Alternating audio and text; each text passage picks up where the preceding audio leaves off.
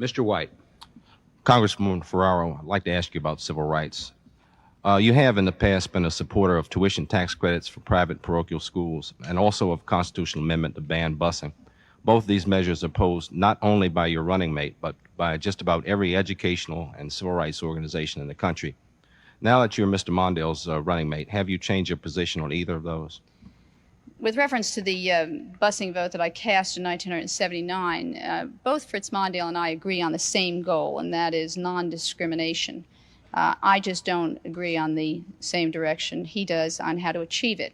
But I don't find any problem with that. I think that's been something that's been handled by the courts and not is being handled by Congress and will not be handled by the White House. But we both support non-discrimination in housing and integration of neighborhoods, the goals that we both set forth. With reference to tuition tax credits, I have represented a district in Queens, which is 70% Catholic. I represented my district.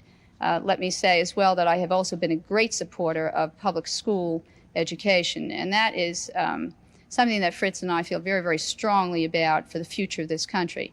This administration over the past several years has gutted the educational programs available to our young people. It has attempted to knock out Pell Grants, which are monies to young individuals who are poor and who cannot afford to go to college. It has reduced by 25% the amount of monies going into college education, and by a third those going into secondary and primary schools.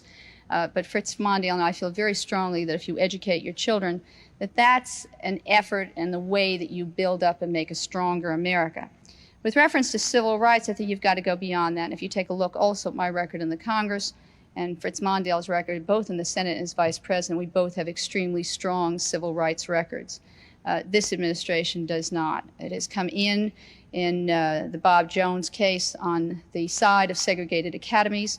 It came in the Grove City case on the side of discrimination against women, the handicapped, and the elderly.